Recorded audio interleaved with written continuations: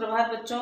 मैं साधना पांडे अपने सभी बच्चों का हार्दिक स्वागत करती हूँ। बेटा, पिछले वीडियो में हमने आदिकाल पढ़ा, आदिकाल की विशेषता, उसकी कवि, है ना, उसकी समय सीमा और उसका नामकरण, ये सब हमने पढ़ा। अब हम आज पढ़ेंगे भक्तिकाल। आदिकाल की समय सीमा थी 1025 विक्रमी संवत से 1375 और भक्तिकाल की है 1375 विक्रमी संवत से 1700। ये शुक्ल जी के अनुसार है। अलग अलग किताबों में अलग अलग लोगों ने दिया है, लेकिन हम सर्वमान्य चीज़ें पढ़ेंगे, इसलिए कंफ्यूज नहीं होंगे। जितनी भी समय सीमा मैं चारों युग की पढ़ाऊंगी वो शुक्ल जी के अनुसार ही पढ़ाऊंगी। बेटा, इन्होंने इसका समय क्या माना है? 1375 से विक्रमी संवत से 1775 विक्रमी संवत तक। अच्छा, एक मोनियार विलियम्स थे, उन्होंने कहा भक्ति शब्द की उत्पत्ति भज धातु से हुई है, जिसका मतलब होता है भजन कीर्तन करना या भजना। तो भक्तिकाल का मतलब है वही है ईश्वर से जुड़ना, उनके सामीप्य में पहुंचना।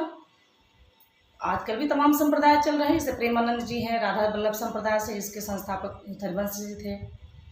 आपके मिश्रा गुरु जी जो है प्रदीप मिश्रा जी, ये शैव के हैं।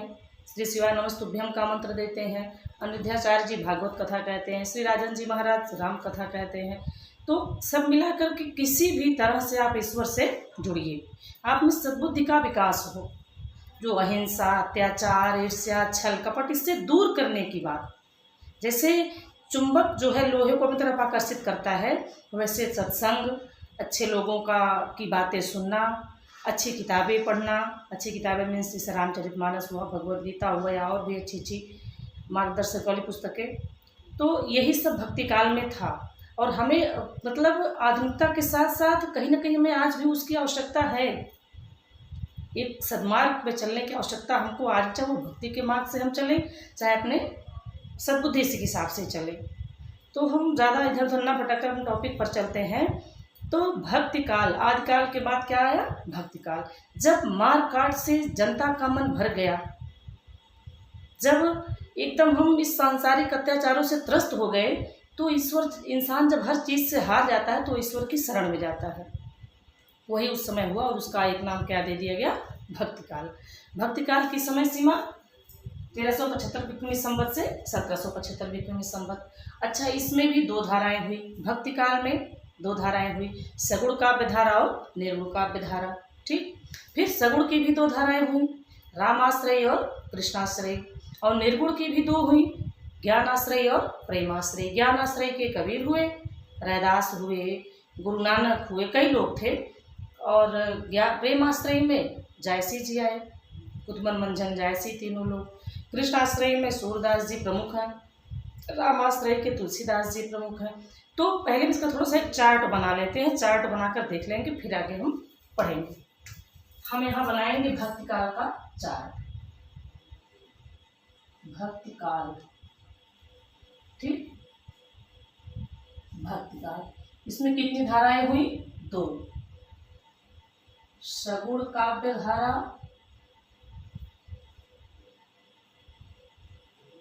सगुण काव्य धारा, और ये क्या हुई? निर्गुण काव्य धारा। निर्गुण काव्य धारा, ठीक। इस जबकि सगुण निर्गुण में कोई अंतर नहीं है। गोस्वामी जी ने, जैसे रामचरितमानस में 4 श्रोता होता है ना, सबसे पहले है भगवान भोलेनाथ जी, ये कथा सुनाए थे माता पार्वती को, ठीक।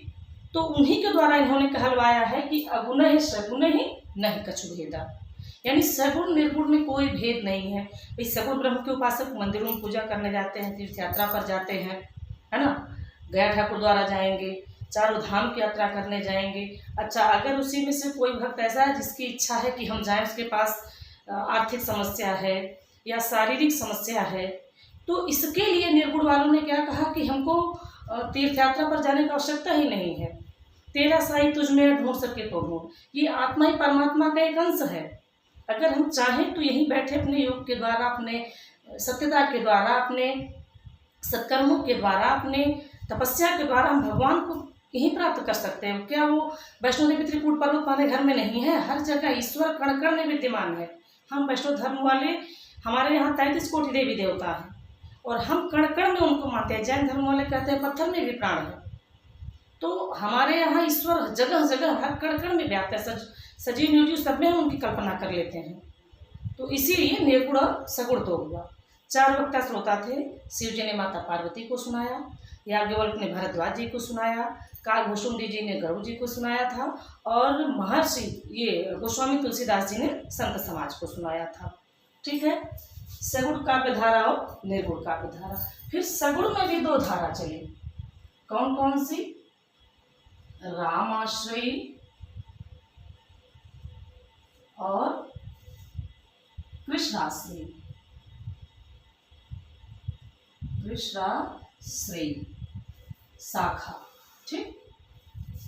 फिर निर्गुण में भी 2 आई, ज्ञानाश्रयी और कौन सी एक शाखा हुई?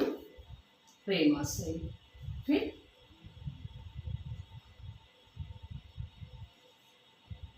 ज्ञानाश्रयी और प्रेमाश्रयी। ठीक। ज्ञानाश्रयी के कबीरदास जी प्रमुख हैं। रैदास हैं, पीपा है, धन्ना है, गुरु नानक हैं। और प्रेमाश्रयी में जायसी जी प्रमुख है, मलिक मोहम्मद जायसी जी, जो रायबरेली के पास जायस नगर के पास इनका जन्म हुआ था।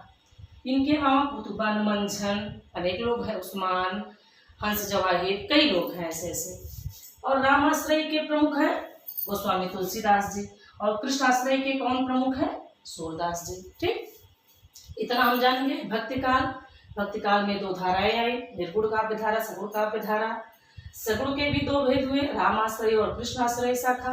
निर्गुण के भी 2 भेद हुए, ज्ञानाश्रयी और प्रेमाश्रयी शाखा।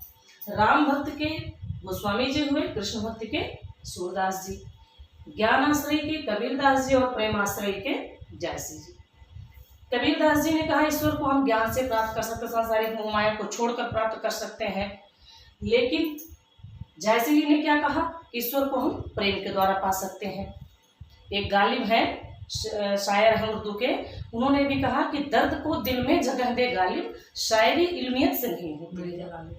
तो वो भी किसके थे? पक्षधर थे, सूफी काव्य धारा के, है ना। प्रेमाश्रयी को ही सूफी काव्य धारा भी कहते हैं। अच्छा, प्रेमाश्रयी इसको कहा किसने? शुक्ल जी ने।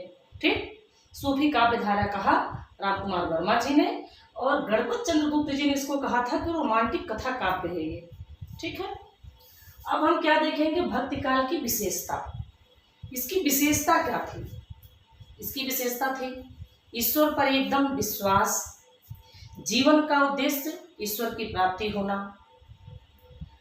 गुरु की महत्ता, यानी गुरु का स्थान ईश्वर से भी ऊंचा। कबीरदास जी ने भी कहा, सबने कहा, भगवान राम ने भी कहा, बंधो गुरुपत पदम परागा सूरज सुभाष सरस अनुरागा, है ना। गुरु की महत्ता सब दिन चली आई। और क्या हुआ? अंधविश्वासों का खंडन हुआ। रैदास जी ने कहा, मन चंगा तो कठौती में गंगा। अंधविश्वासों का खंडन किया ना उन्होंने। मतलब जितनी भी अच्छाइयाँ थी लगभग भक्तिकाल में सब मिली हमको। हम उसको पूर्ण रूप से देखेंगे। अब भक्ति भावना की प्रबलता, है ना।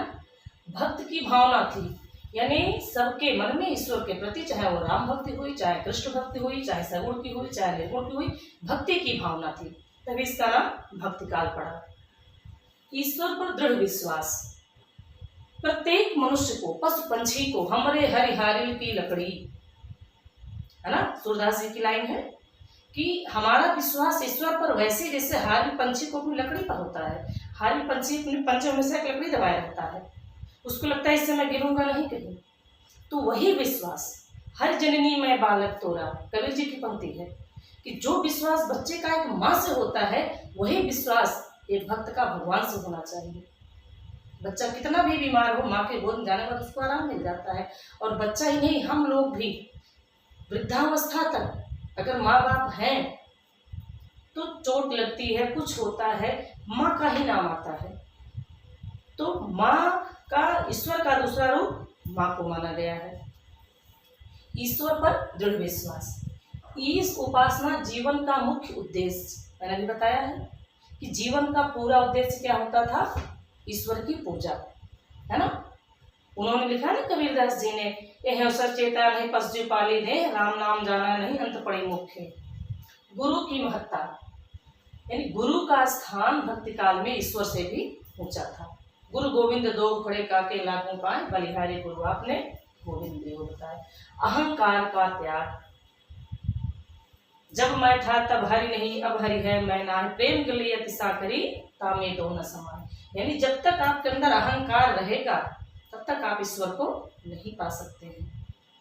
इसीलिए प्रेम के द्वारा ईश्वर को पाइए, श्रद्धा के द्वारा पाइए, भक्ति के द्वारा पाइए। उनको दिखावे की आवश्यकता नहीं है ना।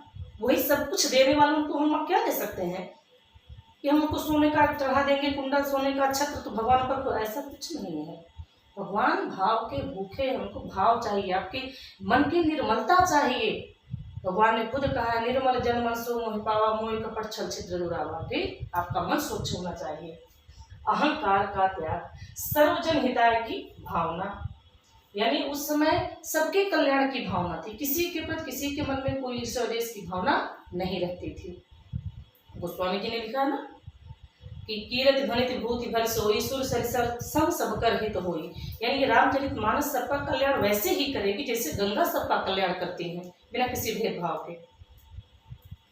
वाह आडंबर एवं जाति पात का विरोध, वाह आडंबर दिखावा, जब माला छापा तिलक सरन एको काम, मन काचे नाचे वृथा साचे राचे राम, है ना। बिहारी ने लिखा है, बात सही है।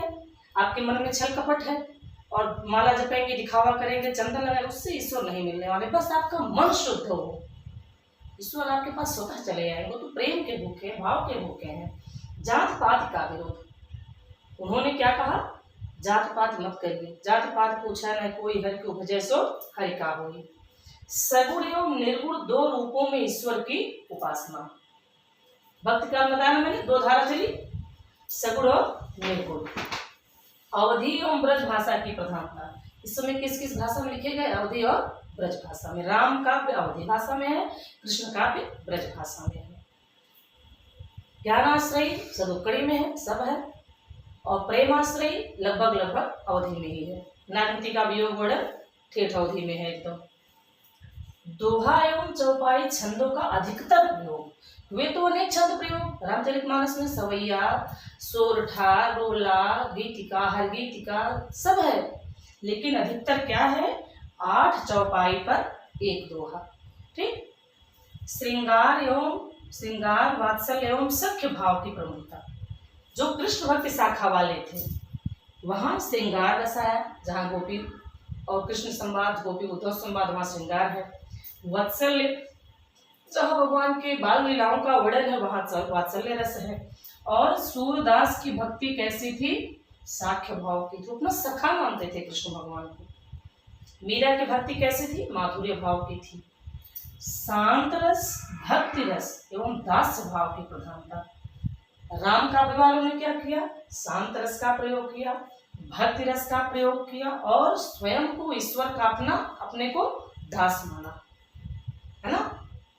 स्वयं को क्या माना, ईश्वर ही हमारे सब कुछ है, मैं उनका दास हूं, उनके चरणों की धूल हूँ। कवितावली जो है विनय पत्रिका गोस्वामी जी का, ये प्रमाण है एकदम। ये गोस्वामी जी ने अपने जीवन में प्रार्थना की है कि हे प्रभु, मेरे हर अवगुणों को क्षमा करके अपने शरण में लीजिए। उनका एक तरह से ये पत्र है भगवान श्री राम के पास, विनय पत्रिका, उसका नाम ही है विनय पत्रिका, जो ब्रज भाषा में है। तो हम क्या देख लिए, भक्ति काल में कैसे कैसे बटा और इसकी विशेषता क्या है। अगले वीडियो में हम भक्ति काल के कवि और उनकी रचना और नामकरण देख लेंगे। ठीक, उम्मीद करती हूँ बेटा इतना आपके समझ में आया होगा। अब हम मिलेंगे अगले वीडियो में, तब तक के लिए राधे राधे।